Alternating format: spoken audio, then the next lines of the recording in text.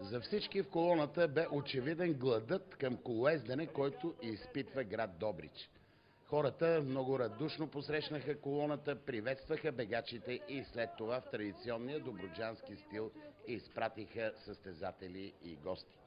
Томаш Бучачек от Чехия облече отново жълтото трико. Чехът има общо време до тук след 903 км, 21 часа, 24 минути и 19 секунди. Шестима колоездачи са с пасив от 4 секунди. Един португалецът Рикардо Местре с номер 132 закъснява с минута и 2 секунди на 8-та позиция и още една група бегачи с пасив от минута и 8 секунди, между които местният любимец Красимир Коев, както и други двама наши представители Пламен Димов и Владимир Коев. Това са спортистите, които продължават да таят шанс за успех в 60-та международна колоездачна обиколка на страната. До Разград предстояха 177 км и то какви. Шестият етап стана изключително красив за наблюдаване с няколко опита за развръзки, но за всичко по реда си. Носителят на жълтата фланелка не даде шанс на всички тези състезатели, които в първите километри след Добрич се опитаха да нарушат спокойствието на основната група. А готови в днешния ден при това прекрасно време да атакуват бяха доста в колоната. Разбира се, фаворитът и останалите преследвачи нямаха намерение да допускат изненади, но етапът премина динамично. Виждате и тук как отново бе организиран поредния опит за атака в челото на основната група.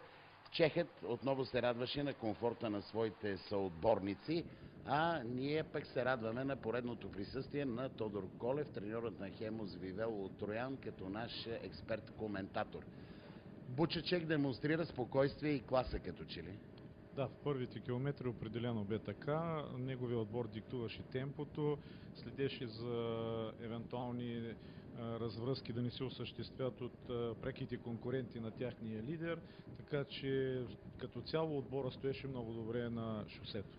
Как оценявате маршрута до Разград?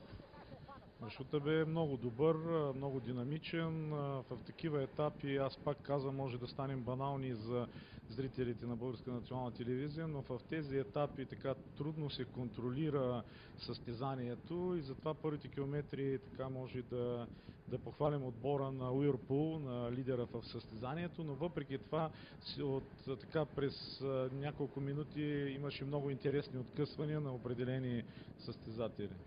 Откъсвания за не повече от 4-5 км и аванс някъде между 15 и 25 секунди.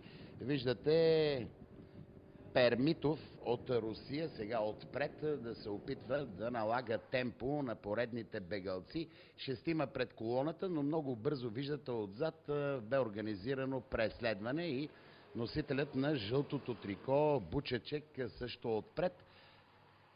Ситуация е интересна, динамична и хубав асфалт в първите 30 на километра. Да, и той предразполагаше към много бързо темпо на колоната. Тук обаче, след като се отделихме от пътя Добрич-Варна, се получи един много коварен десен завой. Колоната навлезе доста внимателно в него, а виждате вече една по-сериозна група отпред и зад нея носителя на жълтото трико. Стана падане в края на основната група, но много бързо техническите автомобили реагираха и потърпевшите получиха нови велосипеди. При такива случаи, господин Колев, колко време има екипа за реакция? Зависи техническата кола къде се намира в момента и коя поред е в колоната. Може да се отреагира много бързо, може и да стане забавение, ако в състезателя е получил дефект, неговата техническа кола е една от последните в колоната. Сега бегачите не могат да се оплачат от липсата на технически комфорт. Помня, Боян Коцев ми е разправил, че сам си е сменял гумата, при това за рекордните минута и 32 секунди, ако не се лъжа на времето. Това са доста далечното минало. Сега технически състезателите са много добре обезпечени с автомобили, микробуси, самите велосипеди са много по-стабилни. А каплите? Също, определено също са много по-добри и най-вече гумите. Новите модели гуми са много по-здрави от това, което беше преди много години. Отново опит за преследване отпред една малка групичка, а зад нея с страхотни усилия Йоханес Хайдер от Германия тръгна да наваксва тези 150 метра, които го деляха от бегалците. Постепенно по пътя към Шумен стана още по-интересно. Ездата се динамизира до максимум, за да дойде и поредното красиво изпреварване. В челото Рино Зампели от Хемостроян в компанията на Марсел Барт и Ерик Мох, двама германци, заедно с ваш бегач. Да, това беше добра ситуация, но за жалост не беше изгодна за основната група и така групата, основните конкуренти за първото място не разрешиха тази атака да бъде осъществена. Няколко думи за Рино Зампели с номер 63, италианец в български отбор. Да, той е втора година състезател в нашия отбор, много силен състезател, много добър спринтьор, така в финалните спринтове, състезател, карал два пъти световно първенство с екипа на италианския национален отбор, печелил не едно или две състезания в Италия. Миналата година спечели 2 етапа в обиколка на Румъния, много добро представяне в Белград, Баня Лука, пробега също категория кръг за световната купа, също в обиколка на Сърбия. Тази година имаше проблеми, не се намира в най-оптималната форма, която трябва да бъде. Ето ги и първите сериозни бегалци. Рикардо Местре с номер 132 в компанията на Есад Хасанович от Сърбия с 144. До тях въртяха педали казахстанецът Мираш Бебербеков, както и двама германци Штефан Габел и Бастиан Бургел, съответно с номера 156 и 175. Носителят на зелената фланелка за най-активен в колоната, португалецът Рикардо Местре, бе голямата фигура в този етап. Другият бегач, ето го, с номер 144, сърбинът Есад Хасанович, който има закъснение от носителя на жълтото трико. Само 4 секунди заема 6-то място, а португалецът е на минута и 2 секунди и е 8 в главното индивидуално класиране. Постепенно петимата бегалци натрупаха аванс над 2 минути и половина. Преди Шумен той дори надхвърли 3 минути. Критична ситуация за чеха Бучачек. Да, определено ситуацията бе много критична, но в по-късен период от време ще видим от етапа се случи това, което най-малко трябва да се случи на Рикардо Местре. Допусна едни тактически грешки, които може да му костват и крайната победа в обиколка на България, макар за мен да смятам, че той е в най-доброто функционално състояние от всички състезатели в колоната. Най-добрият състезател до този момент в колоната. Освен всичко, португалецът е най-активният. Той спечели премийния спринт в Стожер, след това премина и през Шумен с аванс, натрупат нови точки в това подреждане, което носи парична награда в края на състезанието. Иначе най-активният в колоната вече носи зелената фланелка. Доскоро тя прилягаше на майстора при преодоляването на височините. Чехът като че ли не реагираше в средата на етапа на хвърлената ръкавица. Аз мисля, че там имаше един момент, в който отбора на Европол се предаде и определено реши, че може би третото място ще е в крайното класиране или във временното индивидуално класиране ще е най-подходящо за тяхния лидер, но пак казвам, отбора на Палмера, Ставира и специално Рикардо Местре допуснаха една много груба тактическа грешка, която може да им коства обиколка на България. Тя се изразява в това, че много рано, много километри преди финала, Рикардо Местре започна да атакува състезателите в челото, които бяха избягали с него. А тези бегачи отпред можеха да помогнат много на португалеца, довеждайки го до последните 20-15 км до финала и там португалецът беше длъжен да нанесе своя удар, но все пак ситуацията до тук беше благоприятна както за Есад Хасанович, така и за носителя на зелената фланелка. Ясно беше, че основната група няма да остане безучастна. Тук по автобана и преследвачите вдигнаха скоростта, а макар че отпред петимата вече не бяха чак толкова свежи. Приближаваше Шумен, а там директорът на обиколката Веско Михайлов връчи на заместник кмета на града Иван Йонков възпоменателна плакета. Шумен ще се върне от 2011 година на колездачната карта на България. Това обеща ръководството на града, така че имаме още един сигурен етап за следващия сезон. А ето го и Томас Барт от Германия, голямо име в колоезденето, гост на състезанието.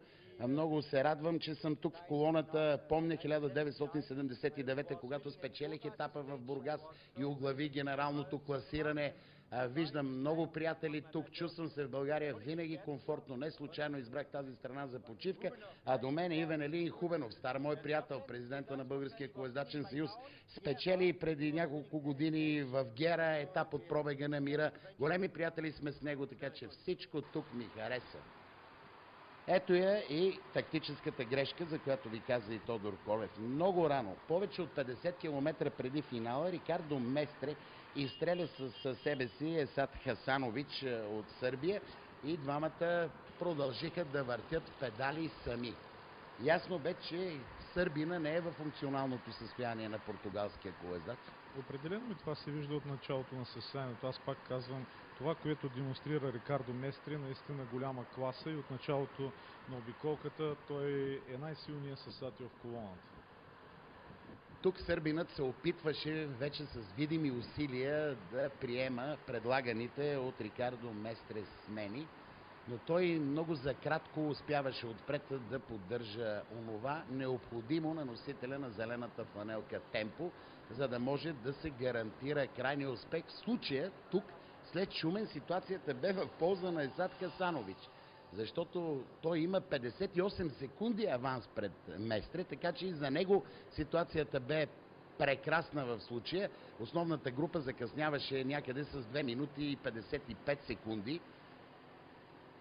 Една дистанция и много и малко, за да може човек да предвиди какво ще се случи в последните километри.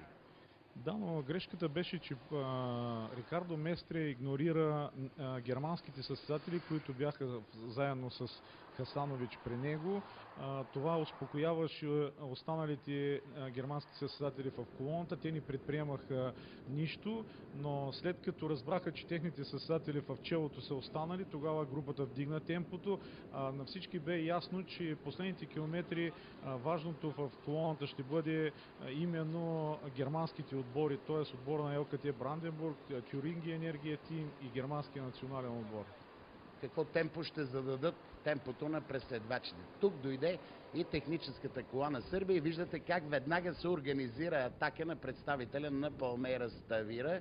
Тръгна дръзко напред Рикардо Местре, тръгна да печели сам онова, което трудно може да се спечели дори в компанията на един спътник на пътя, но трябва да признаем, че португалецът издържа. И издържа колкото и да му беше трудно в последните километри до поредната колездачна твърдина у нас, град Разград. Той ясно бе на всички, че той ще спечели етапа, но важното беше да го спечели с разлика и да облече жълтата фанелка, което аз смятам, че го бетонираше на първото място до края на обиколката на България. На финала Рикардо Местре пристигна самотник. Това бе първият самотен финал от началото на 60-та юбилейна. С 15 секунди закъсня основната група, така че Томаш Бучечек запазва жълтата фланелка на лидер в колоната. А това, което спечели Рикардо Местре, е, че намали изоставането си от носителя на жълтото трико вече на 37 секунди, но той не може да се придвижи по-напред от 8-то място в генералното класиране. Утре, уважаеми приятели на колоезденето, ще бъде тежък ден пред колоната, която до тук се движи със средна скорост от 42,5 км в час. Сутринта е седмият етап от Разград до Велико Търново, а след обед колоната ще премине разстоянието от Старопрестолния град до Габрово, така че две изпитания предстоят пред колоната. Очакваме с интерес следващите